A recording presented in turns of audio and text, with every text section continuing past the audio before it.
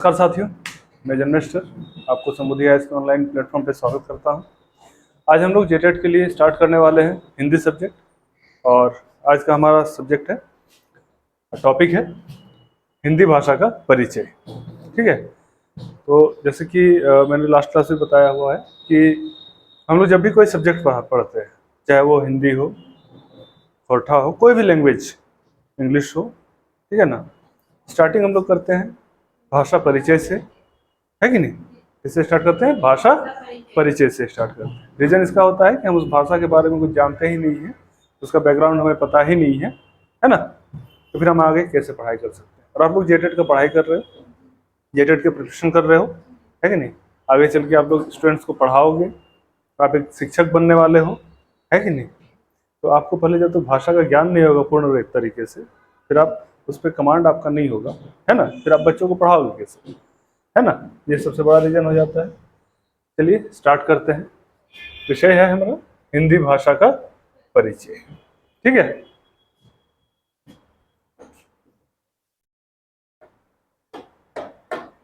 देखिए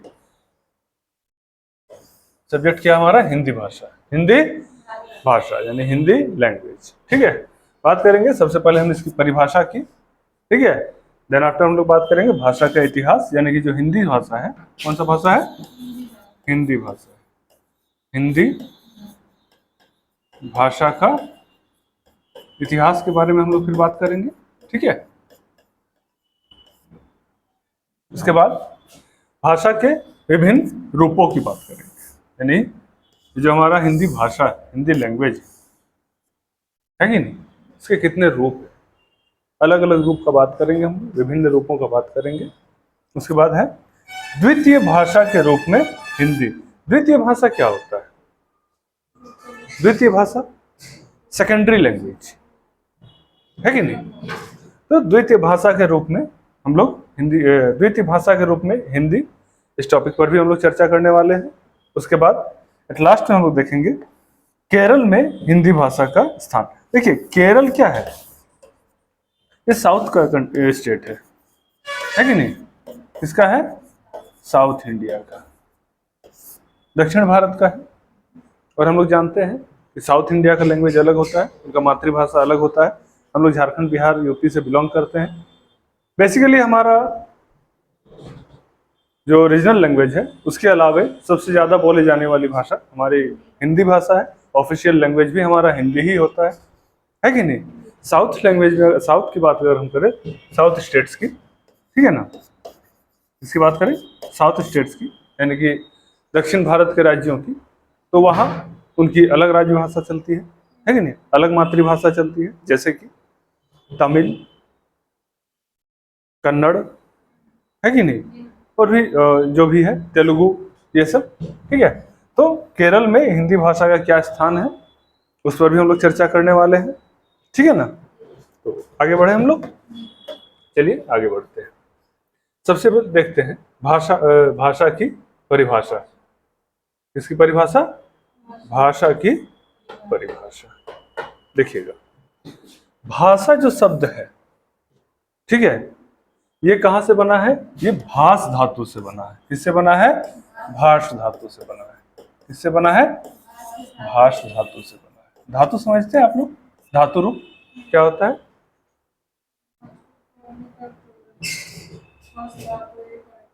क्या बोले, नहीं वो धातु नहीं, ये हमारे व्याकरण का धातु है कि नहीं, नहीं ये हमारे व्याकरण का धातु है। आपका रीजनल लैंग्वेज भी हिंदी ही रखे हैं आप, तो आपको हिंदी और ज्यादा डेप्थ में पढ़ना पड़ेगा। ठीक है, हम लोग आगे इसको पढ़ेंगे। किससे बना हुआ है ये भाषा, भाषा जो शब्द है ये भाष धातु से बना हुआ है। ठीक है, किससे बनी है, भाष धातु से, जिसका अर्थ क्या होता है, बोलना या कहना। ये जो भाष धातु है, इसका अर्थ क्या होता है, बोलना या कहना। ठीक है, और इसी भाष धातु से जो है उद्गम हुआ है किसका, भाषा शब्द का। ठीक है, देखिए भाषा, हम लोग चाहे किसी भी भाषा में बात करें, हम लोग कुछ बोलते हैं, कुछ कहते हैं, अपने विचारों को व्यक्त करते हैं किसी भाषा के जरिए ना। चाहे मैं खोरठा बोलूं या बांग्ला बोलूं या हिंदी बोलूं या इंग्लिश बोलूं, है कि नहीं, या संथाली बोलूं या भोजपुरी बोलूं, अपने जो मेरा इमोशंस है कि नहीं, उसको व्यक्त करने के लिए, मेरा जो अभिव्यक्ति है उसको मैं व्यक्त करने के लिए मुझे एक लैंग्वेज की जरूरत पड़ेगा ना। जो मूक बधिर होते हैं, मूक बधिर समझते हैं आप लोग? कौन? नहीं, मूक बधिर यानी कि जो गूंगे लोग होते हैं, है कि नहीं, एबनॉर्मल्स होते हैं, जो गूंगे बहरे होते हैं, उनकी भी अलग भाषा होती है। वो साइन लैंग्वेज का यूज करते हैं। देखिएगा, कुछ बोलिएगा तो वो हाथ से जो है कुछ भी साइन ऐसा आपको करके बोलेगा, आपको समझाने की कोशिश करेगा, है कि नहीं। अपने भावनाओं को व्यक्त करने के लिए, अपने इमोशंस को व्यक्त करने के लिए हमें एक लैंग्वेज की जरूरत पड़ता है कि नहीं। और दूसरी सबसे महत्वपूर्ण बात, हमें एक दूसरे से कम्युनिकेट करने के लिए एक लैंग्वेज की जरूरत पड़ता है कि नहीं। बिना लैंग्वेज के हम एक दूसरे से कम्युनिकेट कर सकते हैं? नहीं कर सकते हैं। हमें उसके लिए एक भाषा चाहिए होगा, है कि नहीं। और कम्युनिकेट करते हैं हम लोग कैसे? बोल के, है ना। हम लोग बोल के कम्युनिकेट करते हैं, है ना। तो वही होता है, क्या होता है? भाष धातु, जिसका अर्थ होता है क्या? बोलना या कहना। ठीक है, आगे देखते हैं। भाषा विचार विनिमय का साधन है। वही जो मैंने ही बताया, अपने विचारों को व्यक्त करते हैं एक दूसरे के साथ, है कि नहीं। उसके बाद मानव भावों की अभिव्यक्ति का माध्यम है भाषा। वही बात है, मैंने अभिव्यक्ति का बात बताया आपको, है कि नहीं। अपने एक्सप्रेशन, अभिव्यक्ति यानी होता है एक्सप्रेशन। क्या होता है? एक्सप्रेशन। हम अपना एक्सप्रेशन को व्यक्त करते हैं किसके जरिए? एक भाषा के जरिए, है कि नहीं, एक भाषा के जरिए। ठीक है, तो समझ में आया आप लोगों को? चलिए आगे बढ़ते हैं। अब देखिएगा,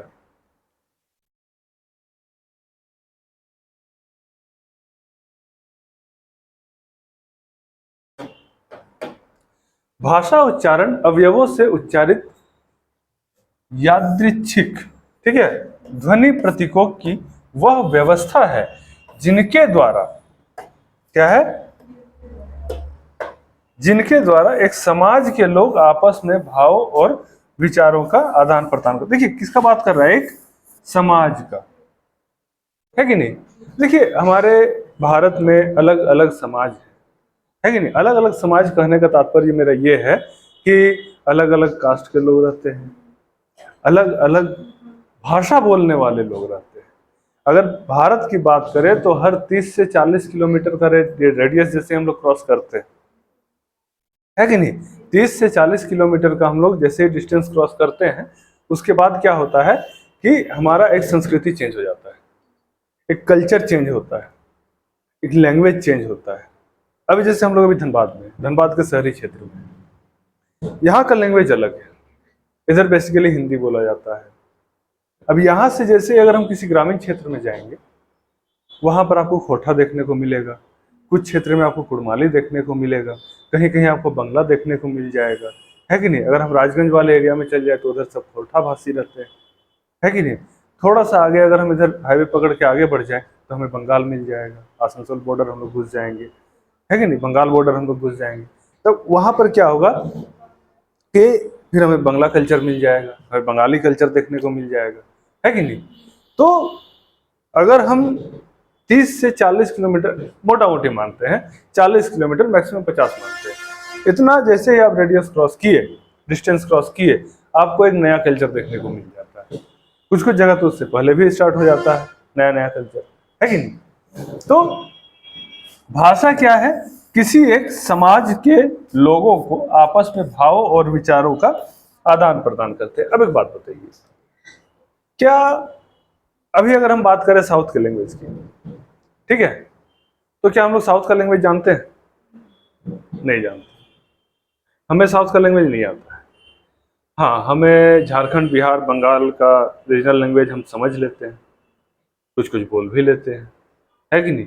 जैसे खोटा बोल लेते हैं, भोजपुरी बोल देते हैं, बंगला बोल लेते हैं और समझ में ही जाते हैं, है कि नहीं। हम लोग झारखंड से हैं, अब आपका लैंग्वेज है संथाली, अभी आप बोलिएगा हमें समझ में नहीं आएगा। रियलिटी है, क्योंकि हम कभी उसे पढ़े नहीं है, ना हम कभी समझे, है कि नहीं। अगर हम साउथ का लैंग्वेज अगर हमारे सामने कोई बोले, सब बाउंसर चला जाएगा, कुछ भी समझ में नहीं आएगा, है कि नहीं। लेकिन अगर आप अपने समाज में जाकर के बोले, अपना आपका जहाँ घर है, जहाँ आपका गांव है, वहां आप अपने रीजनल लैंग्वेज में बात कीजिए, आराम से उनको समझ में आएगा, है कि नहीं। वही अगर हम लोग यहाँ पर क्लास में बैठे हैं, अभी आप यहाँ पर संथाली बोलना स्टार्ट कर दे, सबको बोलेगा क्या, सब जानेंगे कि आप कुछ बोल रहे हैं, लेकिन क्या बोल रहे हैं उनको ये समझ में नहीं आएगा, है कि नहीं। या तो कोई अगर तमिल में बोलना स्टार्ट कर दे, समझ में नहीं आएगा। कोई नेपाली में बोलना स्टार्ट कर दे तो भी समझ में नहीं आएगा। सिक्किम साइड जो मणिपुरी लैंग्वेज है, उसके बाद फिर गोवा में जो कोंकणी चलता है, उन सब लैंग्वेजेस में कोई आकर के बोलना स्टार्ट कर दे, आधा आदमी को समझ में नहीं आएगा। जो घूम के आया उनको थोड़ा बहुत समझ आ सकता है कि नहीं। लेकिन अगर हम अपने समाज में बात करें, हम अपने समाज की बात करें, तो हम अपने समाज में जहाँ हमारा गांव है, जहाँ हमारे बिरादरी के लोग बसे हुए हैं, वहाँ हम अपने रीजनल लैंग्वेज में बात करेंगे तो समझ में आएगा सबको, है कि नहीं। लेकिन कोई एक लैंग्वेज ऐसा तो होना चाहिए ना, जहाँ कि हम कहीं भी चले जाएं वो हमारा काम आए, है कि नहीं। चाहे हम साउथ इंडिया चले जाएं, चाहे मैं नॉर्थ इंडिया चले जाएं, मिडिल इंडिया रहे, ईस्ट इंडिया रहे, नॉर्थ ईस्ट वाले एरिया में चले जाए, वेस्ट वाले एरिया में चले जाए, है कि नहीं। किसी भी भारत के किसी भी क्षेत्र में चले जाएं तो वहां हमें वो लैंग्वेज के द्वारा जो है हम किसी के साथ भी कम्युनिकेट कर सकते हैं, है ना। और वो भाषा कौन सा है, हिंदी, ठीक है। वो कौन सा लैंग्वेज है, हिंदी। इसीलिए हम हिंदी को भारत की मातृभाषा कहते हैं। रीजन ये है कि आपका रीजनल लैंग्वेज कुछ भी हो, लेकिन जब बात कम्युनिकेशन की आती है पूरे भारतवर्ष में, अगर आप किसी एक प्रॉपर प्लेस पर जाते हो, है कि नहीं, वहां का रीजनल लैंग्वेज आपको नहीं आता है, तो आप हिंदी में उनसे कम्युनिकेट कर सकते हैं और वो भी आपसे हिंदी में कम्युनिकेट कर सकते हैं। इससे क्या होगा, आपसी जो दूरी है वो खत्म होगी। अब मान लीजिए मुझे हिंदी नहीं आती, मुझे यहाँ क्या कहते हैं झारखंड का लोकल लैंग्वेज खोटा आता है, मान के चलते हैं, ठीक है। हम चल गए आपके गांव में, ठीक है, आपको भी हिंदी नहीं आती, आपको संथाली आती है। हम इधर से खोटा में बात कर रहे हैं, आप संथाली में बात कर रहे हैं, ना आप मेरा लैंग्वेज समझ पा रहे हैं, ना हम आपका लैंग्वेज समझ पा रहे हैं, है कि नहीं। तो ऐसे में क्या होता है, कम्युनिकेशन गैप क्रिएट हो जाता है वहां पर, जो एक बहुत बड़ा मिसअंडरस्टैंडिंग का कारण बनता है, ठीक है कि नहीं। तो इसीलिए भारत को हम लोग मातृभाषा का, भारत का हिंदी को, हाँ हिंदी को हम लोग भारत का मातृभाषा का रूप दिए हुए हैं, ठीक है, ताकि इसके जरिए हम पूरे भारतवर्ष में किसी भी क्षेत्र में जाएं तो वहां एक दूसरे के साथ कम्युनिकेशन कर सके, ठीक है। कम्युनिकेट करने में हमें कोई दिक्कत ना हो, ठीक है। आगे बढ़ते हैं, यहां तक समझ में आया, आगे बढ़ते हैं। देखिएगा, ये फोटो देख रहे हैं आप लोग, इस व्यक्ति का नाम है स्वीट। क्या नाम है, स्वीट। और ये कौन है, ये एक भाषा विद्वान है, ठीक है। भाषा विद्वान कहने का तात्पर्य ये है कि ये लैंग्वेज के क्षेत्र में इन्होंने बहुत ख्याति प्राप्त की है, ठीक है। और इनका कहना है कि भाषा जो है वह ध्वनियों के द्वारा मानव के भावों की अभिव्यक्ति है, ठीक है। भाषा क्या है, ध्वनि के द्वारा मानव के भावों की अभिव्यक्ति है, यानी कि एक व्यक्ति दूसरे व्यक्ति के साथ अपनी अभिव्यक्ति को साझा करता है, अपने एक्सप्रेशंस को शेयर करता है, ठीक है। किसके जरिए, भाषा के जरिए, ठीक है। और वो भी कैसा, जो ध्वनि रूप में हो। आखिर मैं भी अपना एक्सप्रेशन आपके साथ शेयर कर रहा हूं, मैं आपको समझाने की कोशिश कर रहा हूं, है कि नहीं। किसके द्वारा, बोल के, एक ध्वनि के द्वारा, है कि नहीं। और उस ध्वनि के साथ कौन सा लैंग्वेज बाहर आ रहा, हिंदी, है कि नहीं। कौन सा लैंग्वेज बाहर आ रहा, हिंदी, है कि नहीं। अगर मैं अभी इंग्लिश का क्लास ले रहा होता तो इंग्लिश बाहर आता, अभी अगर मैं खोटा का क्लास ले रहा होता तो खोटा बाहर आता, अभी अगर मैं किसी और सब्जेक्ट का क्लास ले रहा होता या किसी और रीजनल लैंग्वेज का क्लास ले रहा होता तो वो बाहर आता, है कि नहीं। तो स्वीट का कहना है, किसका कहना है, स्वीट। स्वीट का क्या कहना है कि भाषा जो है वह ध्वनियों द्वारा मानव के भावों की अभिव्यक्ति है। ठीक है, यानी कि भाषा जो है वो क्या है, वो मानव अपना एक्सप्रेशन एक दूसरे के साथ शेयर कर सके, किसके द्वारा, एक साउंड वेव के द्वारा। ठीक है ना, अब साउंड आपके साथ अपना एक्सप्रेशन शेयर करना है, समझ में आया? नहीं, साउंड वेव तो यहां भी निकल रहा है, साउंड वेव यहां भी निकल रहा है, लेकिन आपको समझ में नहीं आया हम क्या बोले, है कि नहीं? जैसे जो मूक बधिर लोग होते हैं, है कि नहीं, गूंगे, उनके मुंह से भी साउंड वेव निकलता है, देखिएगा थोड़ा बहुत निकलता ही है कि नहीं? लेकिन वो भाषा नहीं बोल पाते। क्या नहीं बोल पाते हैं? वो भाषा नहीं बोल पाते, तो वो क्या यूज करते हैं, वो साइन लैंग्वेज यूज करते हैं।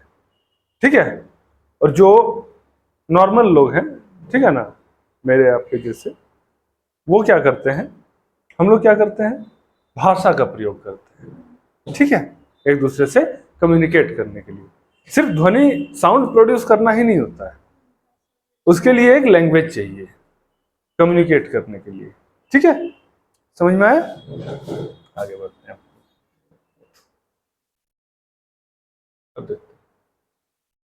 अब हमारा है स्वतंत्रता पूर्व उपरांत हिंदी भाषा का इतिहास। यानी कि हमारा देश आपको पता ही होगा ब्रिटिश उपनिवेश में था, है ना, ब्रिटिशों का उपनिवेश रहा है कितने सालों तक, लगभग 300 सालों तक, है कि नहीं?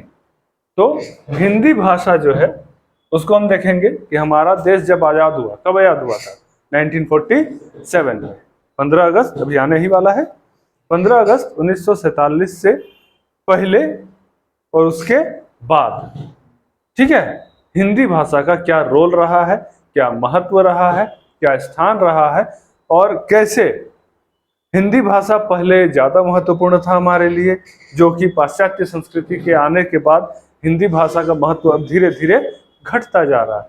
क्योंकि लोगों को ऐसा लगता है ना कि अगर आपको इंग्लिश नहीं आता है ना तो आप मूर्ख हैं, अगर आपको इंग्लिश नहीं आती है तो आप मूर्ख हो, अगर आप हिंदी में बात कर रहे हो तो आप जाहिल गवार हैं। अरे हिंदी हमारी मातृभाषा है, और अपनी मातृभाषा के प्रति ऐसा भाव रखना बिल्कुल गलत है। ठीक है, तो देखिएगा हिंदी का इतिहास काफी पुराना रहा है।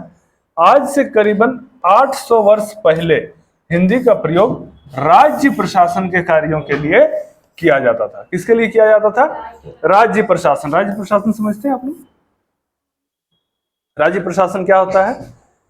राजा लोग हुआ करते थे, है कि नहीं, वो अपने राज्य का, अपने स्टेट का जो है वो एडमिनिस्ट्रेशन चलाने के लिए, अपने अधिकारियों के बीच कम्युनिकेट करने के लिए, ठीक है, हिंदी भाषा का प्रयोग किया करते थे। तो यहाँ क्या बोला गया है कि आज से करीबन 800 वर्ष पहले हिंदी भाषा का प्रयोग राज्य प्रशासन कार्यों के लिए किया जाता था। ठीक है, उसके बाद पृथ्वीराज चौहान, मोहम्मद गजनवी आदि के शासनकाल से ही हिंदी को काफी प्रचार मिला। यानी किसके टाइम पे? पृथ्वीराज चौहान। अभी शायद आपने इससे पहले वाले क्लास में पृथ्वीराज चौहान के बारे में पढ़ा है कि नहीं? और मोहम्मद गजनवी के शासनकाल से ही जो है हिंदी को काफी प्रचार मिला है। ठीक है, इस टाइम पे क्या हुआ ना कि देखिए विदेशी आक्रमण हुए, जैसे मोहम्मद गजनवी का आक्रमण हुआ, है कि नहीं? मोहम्मद गजनवी भारत आए, भारत इंडियन कल्चर वो देखे, है कि नहीं? अब यहाँ आए, आ करके यहाँ का कल्चर देखा उन्होंने, यहाँ के लैंग्वेज को सीखा उन्होंने। ठीक है, गजनवी गए या तो उनके साथी जो भी थे वो लोग वापस गए, है कि नहीं? अब वापस जाने के बाद फिर हमारे इंडियन कल्चर्स के बारे में वहाँ भी हो सकता है बात किए हो, है कि नहीं, अपने देश में, कि भाई इंडिया में जो है हिंदी भाषा बोला जाता है, और ऐसे में हिंदी का प्रचार हुआ। क्योंकि देखिए बाहर से कोई भी आक्रमणकारी आ रहे हैं, है कि नहीं, तो वो जब तक हमारा इंडियन लैंग्वेज नहीं सीखते हैं तब तक उनको यहाँ पर एक चीज जान लीजिए, अटैक करके हमारे यहाँ जीतने में, हमारे यहाँ के जो भी है राज करने में भी यहाँ उनको दिक्कत होने वाली थी। ठीक है, तो वो भी हिंदी सीखना चाहते थे, है कि नहीं? तो ये हिंदी का प्रचार ही हुआ, है कि नहीं? तो टाइम काल हम लोग कब का देख रहे हैं? पृथ्वीराज चौहान और मोहम्मद गजनवी आदि के शासनकाल से ही हिंदी को काफी प्रचार मिला है और अंग्रेजों के आगमन से हिंदी का प्रचार कम होने लगा। जैसे कि अभी मैंने बताया, पाश्चात्य संस्कृति, वेस्टर्न कल्चर, वेस्टर्न कल्चर आने से क्या हुआ, लोगों को लगने लगा कि अगर मैं इंग्लिश बोलना स्टार्ट करूं, अगर मैं इंग्लिश बोल रहा हूं तो मतलब मैं मॉडर्न हूं, आई एम जेंटलमैन, है कि नहीं, और हिंदी बोलने से अनपढ़ गंवार है कि नहीं। तो अंग्रेजों के आने से क्या हुआ, हिंदी का प्रचार जो है वो कम होने लगा धीरे धीरे, क्योंकि देखिए वो अपनी संस्कृति यहाँ छोड़ना चाहते थे और छोड़ कर गए, ऐसी बात नहीं है कि नहीं। तो वो जब आए इंडिया, अंग्रेज जब भारत आए, भारत आने के बाद भारत की तो अपनी संस्कृति थी, आज भी है, ऐसा बात नहीं है, अपनी संस्कृति है, अपना लैंग्वेज था जो कि हिंदी, है कि नहीं।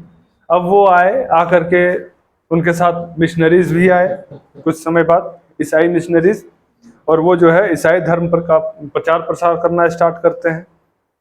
1813 ईस्वी से वो इंग्लिश एजुकेशन के लिए, अंग्रेजी शिक्षा पर, है कि नहीं, खर्च करना स्टार्ट करते हैं।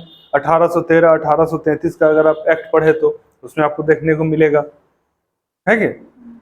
तो उस वक्त का क्या होता है, विलियम बेंटिक के शासनकाल के टाइम पे वहां पर 1,00,000 पाउंड जो है वो अंग्रेजी शिक्षा पर खर्च किया गया था, ताकि भारतीय लोग अंग्रेजी सीख पाए।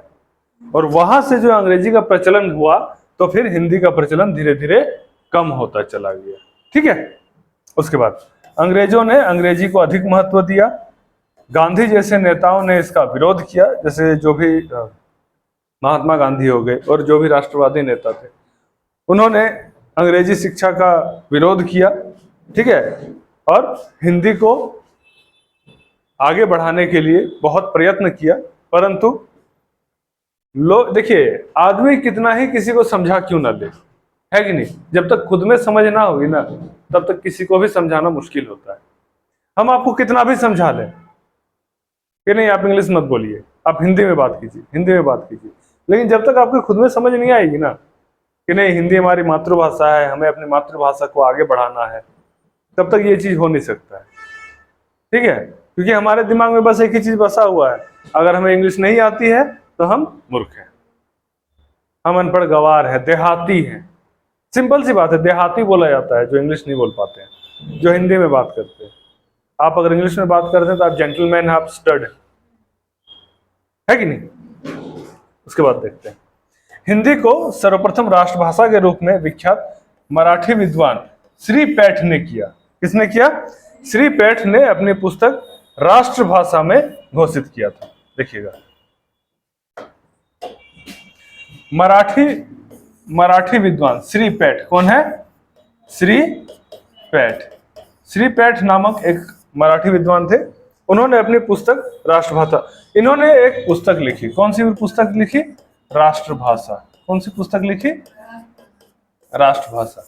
और इस पुस्तक में, ठीक है, इन्होंने हिंदी को एक हिंदी को भारत के राष्ट्रभाषा के रूप में इन्होंने घोषित किया, ठीक है, अपने पुस्तक के जरिए, ठीक है। जब ये पुस्तक पब्लिश हुआ तो उसमें क्या इन्होंने किया कि हिंदी जो है वो भारत की राष्ट्रभाषा होनी चाहिए, या भारत की राष्ट्रभाषा है, ठीक है। रीजन क्या था उसका कि हम किसी भी एरिया में चले जाएं, किसी भी क्षेत्र में चले जाएं, भारत के कम्युनिकेशन में कोई प्रॉब्लम नहीं आने वाला है। अगर आपको वहां का रीजनल लैंग्वेज नहीं भी आता है तो आप हिंदी के जरिए आप उनसे कनेक्ट कर सकते हैं, ठीक है। उसके बाद आगे बढ़ते हैं।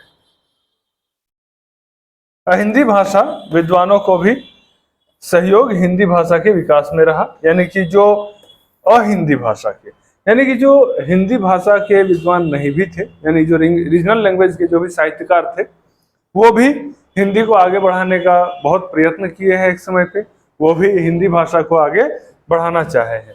उसके बाद देखिएगा,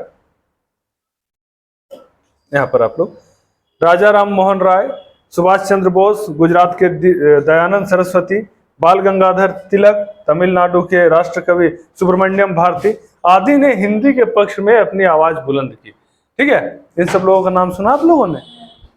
कौन थे? कौन थे? कवि थे। सुभाष चंद्र बोस, राजा राम मोहन रॉय,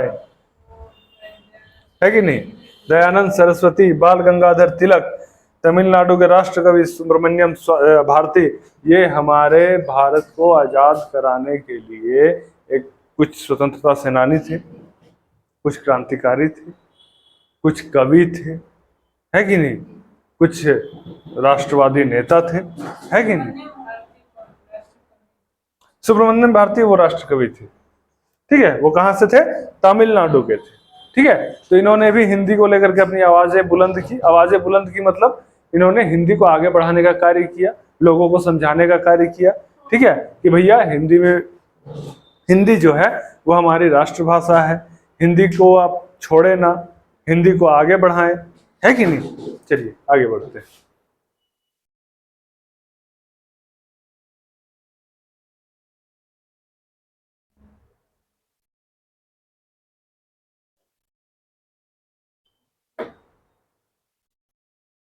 आगे देखिएगा, अंग्रेजों ने भी हिंदी की काफी प्रशंसा की। उनके अनुसार संस्कृत माँ, हिंदी गृहिणी और अंग्रेजी नौकरानी है। किसने कहा, क्या बोले, हाँ देखिए, हर अंग्रेज गलत नहीं होते, कुछ कुछ लोग हैं जो हमारा सपोर्ट भी किए। जैसे अगर हम बात करें एनी बेसेंट की, तो एनी बेसेंट ने होम रूल लीग का जो होम रूल जो है उसको लागू किया था। होम रूल लीग के संस्थापक हम लोग एनी बेसेंट को जानते हैं, है कि नहीं। इसके अलावा भी बहुत सारे, जैसे लॉर्ड विलियम बेंटिक है, इन्होंने सती प्रथा को समाप्त किया था, दास प्रथा को समाप्त किया था। तो कुछ ऐसे अच्छे भी होते हैं, हर कोई टॉर्चर करने वाला नहीं होता, है कि नहीं, हर कोई प्रताड़ित करने वाला या शोषण करने वाला नहीं होता, ठीक है। अंग्रेजों ने भी हिंदी की काफी प्रशंसा की। उनके अनुसार क्या है, संस्कृत माँ है। माँ किसको बोला गया है, संस्कृत को। देखिए एक चीज जान लीजिए, किसी भी लैंग्वेज की अगर हम बात करें तो लैंग्वेज का उद्गम हम मानते हैं संस्कृत से ही हुआ है कि नहीं। हर एक लैंग्वेज का उद्गम जो हुआ है वो कहां से हुआ है, संस्कृत से ही हुआ है, ठीक है। तो संस्कृत माँ है, हिंदी गृहिणी है और अंग्रेजी नौकरानी। गृहिणी मतलब हाउसवाइफ, गृहिणी मतलब क्या होता है,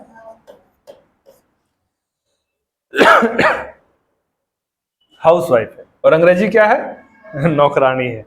कुछ साल पहले का बात है, हम लोग अपने स्कूल के तरफ से, जब मैं स्कूल में था तो हम लोग चंद्रपुरा गए हुए थे, ठीक है। वहाँ पर साइंस फेयर लगा हुआ था और अलग अलग जो है सब्जेक्ट्स का, अलग अलग प्रोजेक्ट्स का क्विज कॉन्टेस्ट वगैरह हुआ करता था। साइंस फेयर भी था वहाँ पर। उसमें हमारे एक हिंदी के शिक्षक है, अब वो शायद इस दुनिया में नहीं है, तो उनका डिबेट था हिंदी और इंग्लिश पे, यानी कि एक अलग एक दूसरे, हाँ, वो हिंदी के पक्ष में उनको डिबेट करना था और एक शिक्षक थे जो मतलब अदर विद्यालय के थे, दूसरे स्कूल के, उनको इंग्लिश के पक्ष में डिबेट करना था, ठीक है। मजा तो तब आया जब इंग्लिश वाला जीतने वाले थे, जो इंग्लिश के टीचर थे वो जीतने वाले थे, ठीक है। हिंदी वाले इधर से अपना जो भी कर रहे, लास्ट में एक शब्द उनको जिता दिया। बोला सर आप कुछ भी बोल लीजिए, हिंदी तो महारानी है और अंग्रेजी नौकरानी है। बस ये जैसे ही बोले लोगों को वोटिंग उनको ज्यादा मिल गया, ठीक है, लोगों का सराहना मिल गया और वो डिबेट जीत गए, ठीक है। तो वही यहाँ पर भी देखने को मिला, तो अचानक से याद आया, सोचा आप लोगों के साथ साझा करूं, है कि नहीं। उसके बाद ग्रेसन,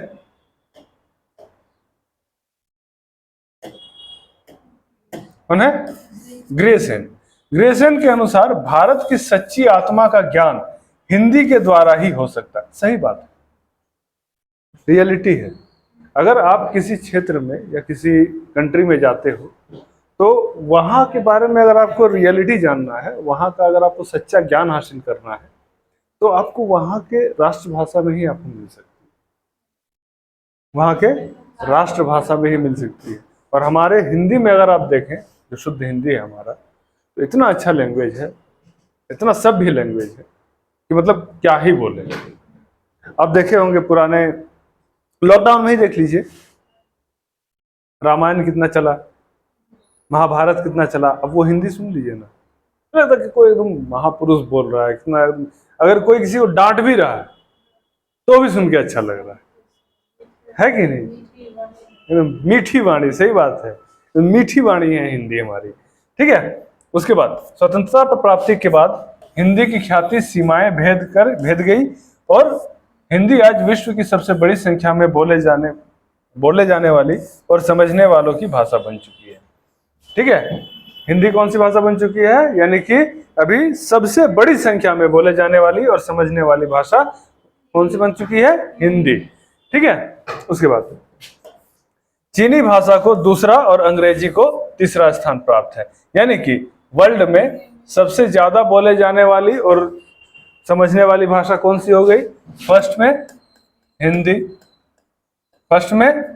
हिंदी, सेकंड में चाइनीज, सेकंड में चाइनीज, और थर्ड में अंग्रेजी यानी इंग्लिश। ठीक है, इंग्लिश। बताइए, पढ़ा रहे हैं हम हिंदी और लिख रहे हैं इंग्लिश में, है कि नहीं? अरे तो क्या हो गया? हाँ, कौन सी है? हिंदी, चीनी और अंग्रेजी। ठीक है, समझ में आया? और देखिएगा, विश्व के 150 विश्वविद्यालयों में हिंदी पढ़ी और पढ़ाई जाती है। एक चीज आपको जान करके ताज्जुब होगा कि हमारे भारत के बाहर भी कई ऐसे विश्वविद्यालय हैं, कई ऐसे यूनिवर्सिटीज हैं जहां संस्कृत की पढ़ाई, हिंदी की पढ़ाई, इसके लिए स्पेशल स्टूडेंट्स जाते हैं पढ़ने के लिए। आप अगर हमारा BHU देखिएगा, बनारस हिंदी यूनिवर्सिटी, है कि नहीं, तो वहां कई विदेशी स्टूडेंट्स आते हैं संस्कृत पढ़ने के लिए, संस्कृत का ज्ञान लेने के लिए, हिंदी का ज्ञान लेने के लिए, है कि नहीं? आप कभी वहां के बारे में जान करके देखिएगा। तो हिंदी क्या हो गई? सबसे ज्यादा समझने और बोले जाने वाली भाषा। ठीक है, आगे बढ़ते हैं। अब देखते हैं भाषा के विभिन्न रूप। भाषा कितने टाइप के हो सकते हैं? सबसे पहला है मातृभाषा, फिर है राष्ट्रभाषा, चौथा है राजभाषा, और तीसरा है राजभाषा, और चौथा है संपर्क भाषा। मातृभाषा मतलब क्या होता है? जो हम अपनी मां से सीखते हैं। उसके बाद राष्ट्रभाषा क्या होता है? राष्ट्रभाषा क्या होता है? वही जो मैंने अभी बताया, जो पूरे देश भर में या पूरे राष्ट्र में प्रचलित हो, है कि नहीं? तीसरा राजभाषा। राजभाषा क्या होता है? नहीं, सरकारी कार्य कामकाजों के लिए यूज किया जाने वाला लैंग्वेज, या सरकार किन किन लैंग्वेजेस को ऑफिशियल दर्जा दिया हुआ है कि नहीं? जैसे इंडिया में कुल 22 भाषाओं को अभी जो है आधिकारिक दर्जा प्राप्त है, जबकि भारत में 1600 से ज्यादा लैंग्वेजेस बोली जाती है। कितने लैंग्वेजेस? 1600 से ज्यादा लैंग्वेजेस बोली जाती है फिर भी। ठीक है, और संपर्क भाषा, कम्युनिकेट वाला जो भी बताए हम। ठीक है, उसके बाद आगे देखते हैं। देखिएगा, राष्ट्रभाषा।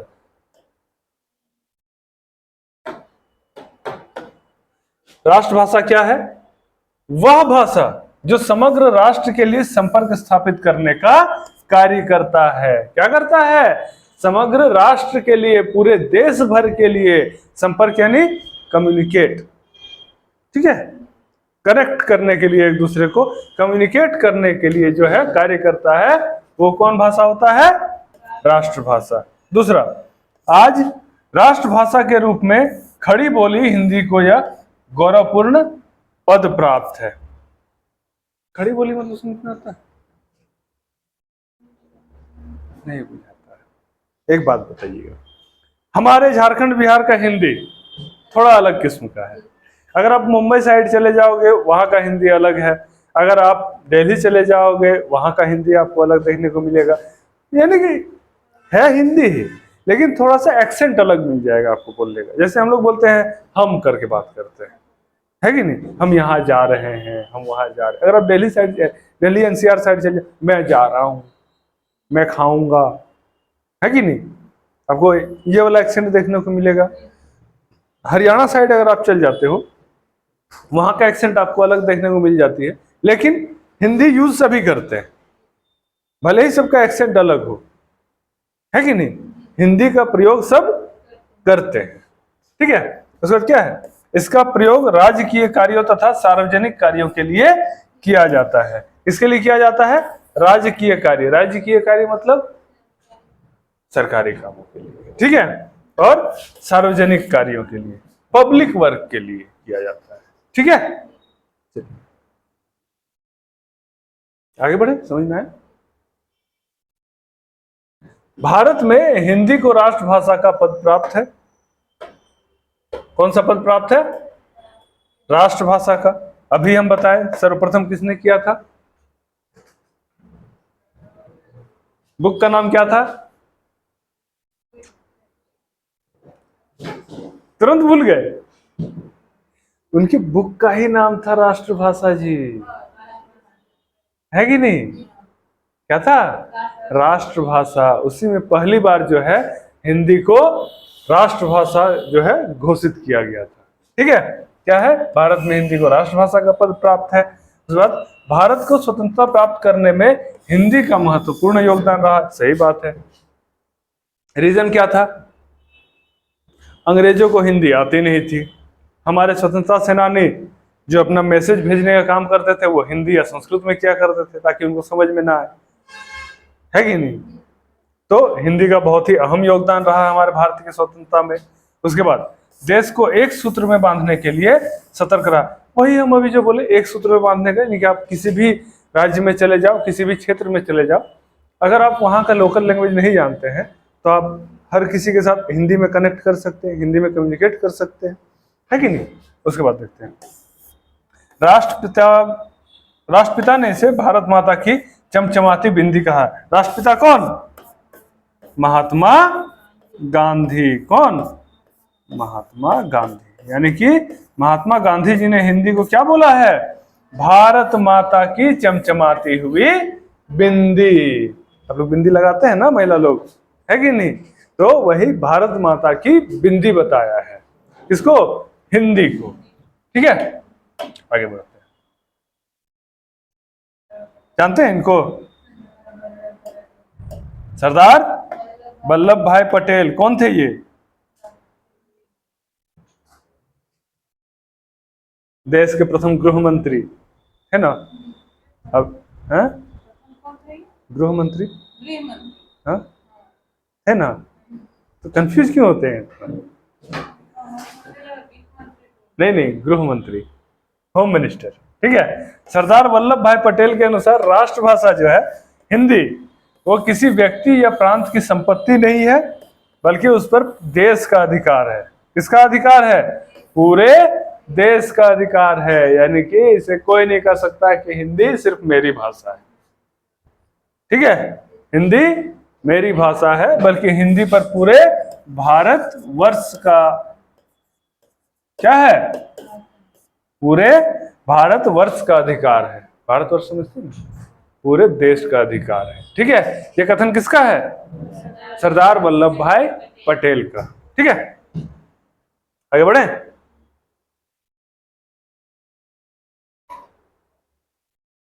देखिएगा, राष्ट्रभाषा हम लोग देख लिए, अब देखते हैं राजभाषा किसे कहते हैं। ठीक है, समझ में आ रहा है ना? पीडीएफ हम भेज देंगे आप लोगों को। ठीक है, राजभाषा किसे कहते हैं? राजभाषा यानी वह भाषा जो सरकारी कामकाज के लिए प्रयोग किया जाता है। आपने भी अभी यही जवाब दिया था। ठीक है, राजभाषा किसे कहेंगे? जो सरकारी कामकाज के लिए प्रयोग किया जाता हो। उसके बाद शासन व्यवस्था और जनता के बीच आपसी तालमेल एवं संपर्क स्थापित करने का कार्य करती हो। ये टॉपिक तो जब से हिंदी स्टार्ट किया तब से हम बोल रहे हैं, है ना, एक दूसरे के साथ संपर्क स्थापित करने के लिए। वर्ष 1949 में हिंदी को राजभाषा घोषित की गई। कब घोषित की गई? 1949 में, 1949 में क्या घोषित की गई? भारत को राजभाषा के रूप में घोषित की गई। ठीक है, उसके बाद देखिएगा, इसका प्रयोग केंद्रीय स्तर और प्रादेशिक स्तर में किया जाता है। प्रादेशिक यानी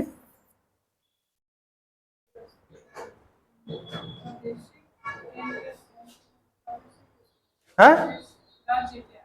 हाँ, यानी कि केंद्रीय स्तर में सेंट्रल लेवल पर तो किया ही जाता है, साथ ही साथ स्टेट्स लेवल पर भी किया जाता है।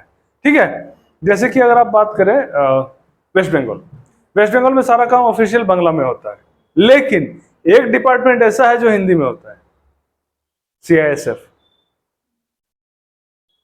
सीआईएसएफ ऑफिस है ना, दुर्गापुर में भी है, कई इंडस्ट्रियल एरियाज में है कि नहीं? लेकिन वो तो सेंट्रल लेवल पर काम करती है कि नहीं? और उसके जो भी एम्प्लॉयज हैं, जो भी सीआईएसएफ के जवान हैं, उनका ट्रांसफर तो पूरे देश भर में होते रहता है। अब वो अगर फिर रीजनल लैंग्वेज में काम करना स्टार्ट कर दे तो उनके लिए सही नहीं होगा, क्योंकि वो बिलोंग कहीं और से करते हैं, पोस्टिंग उनका कहीं और होता है कि नहीं? तो वही होता है, स्टेट लेवल पर भी होता है और सेंट्रल लेवल पर भी होता है। ठीक है, समझ में आया? आगे बढ़े? तो वीडियो चल रहा है इसलिए स्पीड में खींच रहे हैं। ठीक है, उसके बाद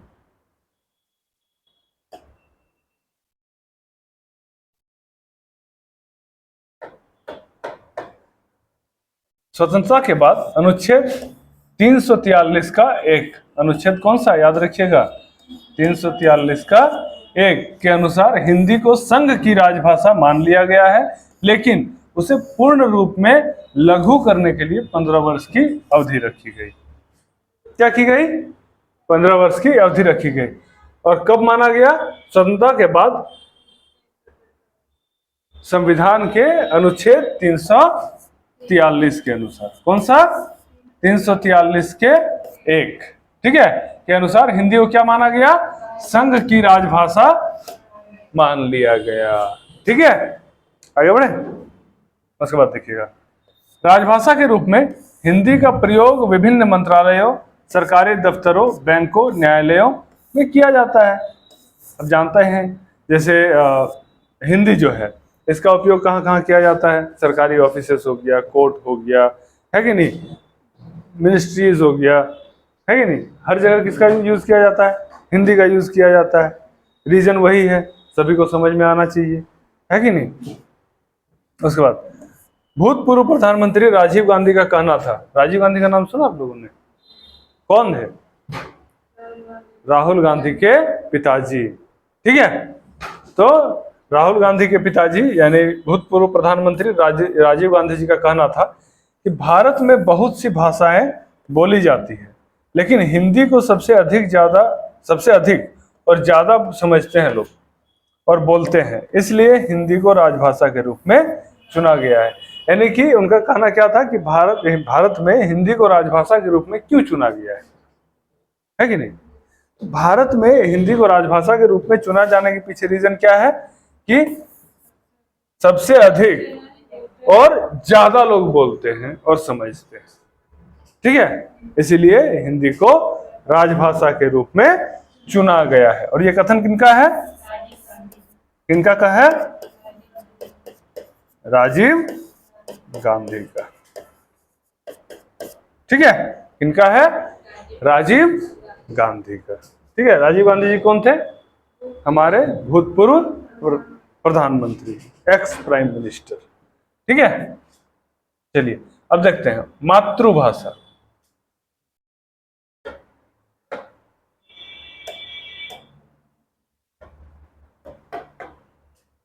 मातृभाषा क्या है? मातृभाषा यानी कि मातृभाषा का अर्थ क्या होता है? ठीक है, अभी जैसे मैंने बताया मातृभाषा का अर्थ है माँ से सीखी हुई भाषा। ठीक है, माँ से सीखी हुई भाषा। यह उत्तर भारत एवं मध्य भारत के अधिकाधिक भागों की भाषा है। ठीक है, कौन से भारत की? उत्तर भारत और मध्य भारत, यानी नॉर्थ इंडिया और मिडिल इंडिया का भाषा। साउथ में तो अलग लैंग्वेज चलता है कि नहीं। मातृभाषा के माध्यम से दे जाने वाली शिक्षा अधिक प्रभावकारी होते हैं। अभी देखिए हम लोग यहाँ पर जो है अपना जैसे स्कूलिंग हम लोग स्टार्ट करते हैं तो कौन सा लैंग्वेज से करते हैं? हिंदी से करते हैं, है कि नहीं। अभी तो प्राइवेट स्कूल बहुत ज़्यादा हो गए हैं, है कि नहीं, अलग अलग CBSE, ICSE, पता नहीं और कौन कौन सा बोर्ड है। वहाँ जाओगे खाली इंग्लिश से इंग्लिश आपको देखने को मिलेगा, है कि नहीं। लेकिन हमारे समय में क्या था, हम लोग पढ़े मातृभाषा में अपना शिक्षा ग्रहण की, है कि नहीं। वो ज़्यादा प्रभावकारी होता है, उसमें हम लोग ज़्यादा समझ भी पाते हैं, हमें अच्छी शिक्षा भी मिल पाती है। सबसे बड़ी बात, संस्कार मिलता है उससे। अगर आप अपनी मातृभाषा में शिक्षा ग्रहण करते हैं तो वो आपको एक अलग संस्कार मिल पाता है। और दूसरी बात कि आप अपने कल्चर के साथ, अपनी संस्कृति के साथ कनेक्टेड रह सकते हैं। ठीक है, अब देखते हैं, यह हमारे चिंतन का साधन है, मनन का माध्यम है। यानी कि हम सोचते भी हैं तो हिंदी अपने मातृभाषा में ही ना सोचते हैं। हम कभी इंग्लिश में सोचे हैं? कभी ऐसा हुआ है कि आप कुछ चिंता कर रहे हैं, कुछ सोच रहे हैं किसी के बारे में, है कि नहीं, आप इंग्लिश में सोचना स्टार्ट कर दिए, आधा तो समझ में नहीं आएगा कि आगे क्या सोचे। आधा समझ में आ जाएगा कि चलो पहले हिंदी अपने मातृभाषा में सोच तो रहे हैं, फिर उसको ट्रांसलेट कर रहे हैं, उसके बाद फिर से एक बार सोच रहे हैं, है कि नहीं। तो हमारे चिंतन का साधन है और मनन का माध्यम है क्या, हमारी मातृभाषा। वही अगर हम अपनी मातृभाषा में अगर चिंतन मनन करें, नो ट्रांसलेशन, नो थिंकिंग, है कि नहीं, नो मतलब एक्स्ट्रा थिंकिंग, कोई एक्स्ट्रा थिंकिंग नहीं, बस जिस टॉपिक पर हम सोच रहे हैं बस वही सोचेंगे। अगर हम अंग्रेजी स्पेनिश इस सब में स्टार्ट कर दिए बोलना, सोचना, तो सोचिए कैसा, मतलब वो दृश्य कैसा होगा। सबसे पहले तो हम अपने मातृभाषा में सोच रहे हैं, फिर से उसको ट्रांसलेट कर रहे हैं, फिर से एक बार सोच ले रहे हैं, मतलब सोच के ही अटपटा लग रहा है, कैसा होता होगा। ठीक है, उसके बाद देखते हैं, एक बच्चे की सबसे पहली शिक्षा उनकी मातृभाषा के माध्यम से ही होनी चाहिए, ये अच्छा बात है कि नहीं, और होना भी चाहिए। और सही में अभी भारत सरकार जो है ये भी लागू कर दिया कि आप उच्च शिक्षण जो है अपनी मातृभाषा में ले सकते हैं। क्या, उच्च शिक्षण, यानी कि हायर एजुकेशन भी किसमें ले सकते हैं, अपनी मातृभाषा में ले सकते हैं।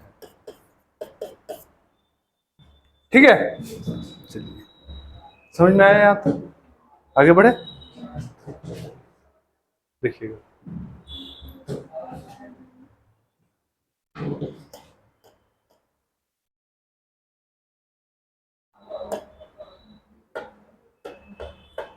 अब एक चीज देखिएगा,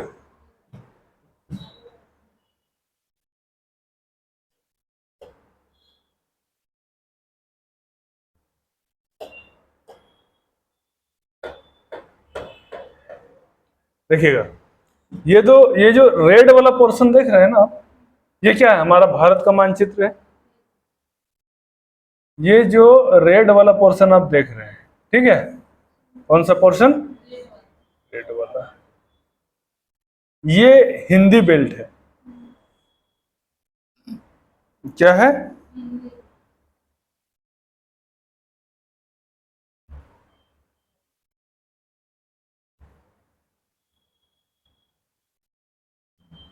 ये क्या है, हिंदी बेल्ट है। ये ब्लू वाला पोर्शन जो आप देख रहे हैं, ये क्या है, ये इंग्लिश बेल्ट है। ठीक है, यानी कि इधर इंग्लिश की प्रमुखता ज्यादा है। ठीक है, और ये जितना भी आप येलो वाला देख रहे हैं ना, ये वाला पार्ट, इधर क्या है, इधर रीजनल लैंग्वेज की प्रमुखता ज्यादा है। किसकी प्रमुखता ज्यादा है, रीजनल लैंग्वेज की प्रमुखता ज्यादा है। अब बात करते हैं हम लोग, देखिए हिमाचल प्रदेश हिंदी बेल्ट है, उत्तराखंड हिंदी बेल्ट है, दिल्ली क्या है, हिंदी बेल्ट है, उधर हिंदी ही बोली जाती है कि नहीं। उसके बाद आते हैं हरियाणा, कौन सी लैंग्वेज, हरियाणवी, कौन सी, हरियाणवी। राजस्थान, कौन सा, मारवाड़ी, मारवाड़ी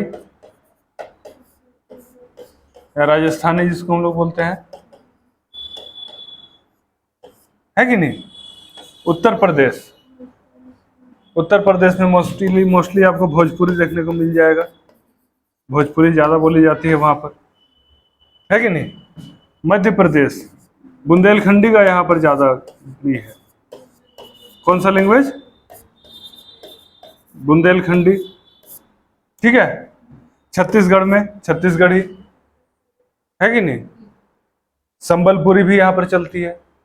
है कि नहीं। झारखंड में हमारे अनेक रीजनल लैंग्वेजेस है, जैसे खोरठा, संथाली, कुड़माली, नागपुरी, बहुत सारे लैंग्वेजेस हैं। बिहार में भी बहुत सारे लैंग्वेजेस हैं। कौन कौन सा है? भोजपुरी, मगैया, अंगिका, मैथिली, मगही, बहुत सारे लैंग्वेजेस है। तो ये क्या है? ये रीजनल लैंग्वेज वाले बेल्ट है, ठीक है। यानी कि यहाँ पर रीजनल लैंग्वेज की प्रमुखता ज़्यादा देखने को मिलती है, परंतु हम हिंदी में भी कम्युनिकेट करते हैं, ठीक है। और इन सारे स्टेट्स का ऑफिशियल लैंग्वेज हिंदी ही है, ठीक है। क्या है? हिंदी ही है, ठीक है। परंतु ये जो देख रहे हैं आप लोग, ठीक है, हिंदी बेल्ट वाले में यहाँ पर ऑफिशियल लैंग्वेज भी हिंदी ही है। क्या है?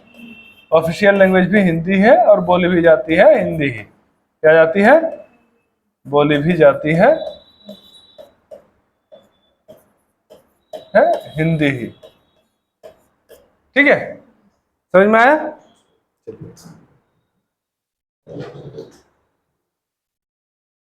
एट लास्ट हम लोग देख लेते हैं हमारे राष्ट्रपिता गांधी जी को।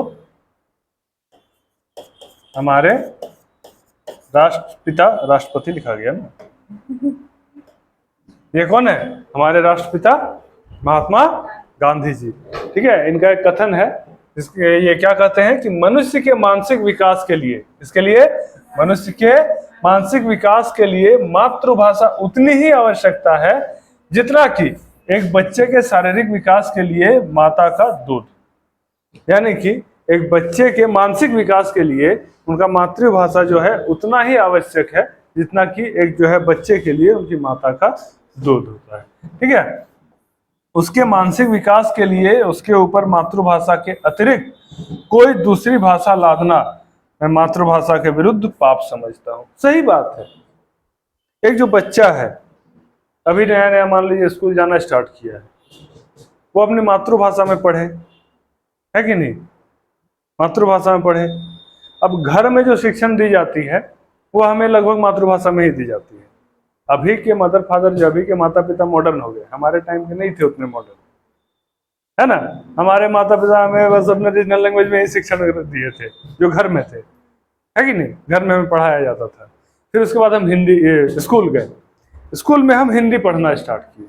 चलिए ठीक है, अब इसके ऊपर भी अगर एक और लैंग्वेज हम पे थोप दिया जाए अंग्रेजी नाम का, तो क्या ये चीज सही है? नहीं है, बिल्कुल नहीं है। तो ये चीज लोगों को समझना चाहिए, है कि नहीं? समझना चाहिए, है कि नहीं?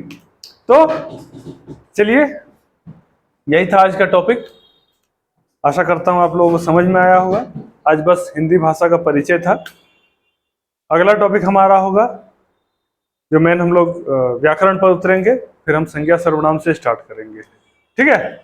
तो चलिए आज के लिए इतना ही, तब तक के लिए धन्यवाद।